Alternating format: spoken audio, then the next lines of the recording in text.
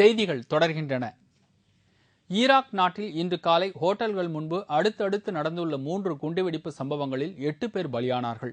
Iraq நாட்டில் Basra நகரில் இன்று காலை ஹோட்டல் ஒன்றின் முன்பு நிறுத்தப்பட்டிருந்த மோட்டார் சைக்கிளில் குண்டு வெடித்ததில் 5 பேர் பரிதாபமாக உயிரிழந்தனர். இதேபோல் அதே பகுதியில் உள்ள மேலும் 2 ஓட்டல்கள் முன்பும் அடுத்தடுத்து மோட்டார் சைக்கிளில் வைக்கப்பட்டிருந்த குண்டுகள் வெடித்ததில் 3 பேர் உடல் சிதறி உயிரிழந்தனர். இந்த குண்டுவெடிப்பு சம்பவங்களில் 22 பேர் படுகாயமடைந்தனர். அவர்கள் அனைவரும் மருத்துவமனையில் அனுமதிக்கப்பட்டுள்ளனர்.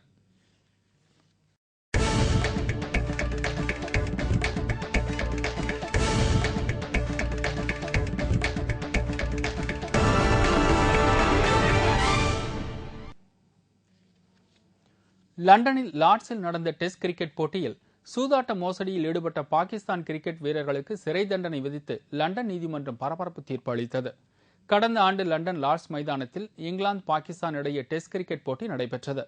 பாகிஸ்தான் அணியின் அப்போதைய கேப்டன் சல்மான் பட், வேகப்பந்து வீச்சாளர்கள் முகமது ஆசிப், முகமது ஆமீர் ஆகியோர் மேட்ச் பிக்சிங்கில் ஈடுபட்டு பிடிபட்டனர். ஸ்பாட் பிக்சிங் மூலம் இவர்கள் 10 லட்சம் ரூபாய் வரை லஞ்சம் பெற்றனர். இதற்காக வேண்டுமென்றே தோல்வியை தழுவினர். இது தொடர்பாக வழக்கு பதிவு செய்யப்பட்டு விசாரணை நடந்தது. இதன் அடிப்படையில் சர்வதேச கிரிக்கெட் கவுன்சில் சார்பில் சல்மான் பட், முகமது ஆசிப், முகமது ஆமீர் ஆகியோர் கிரிக்கெட் ஆட தடை விதிக்கப்பட்டது.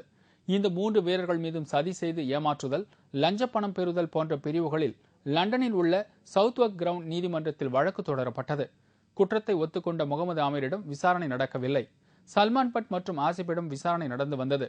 இந்த நிலையில் இவர்களுக்குரிய தண்டனை விவரத்தை நீதிபதி இன்று அறிவித்தார்.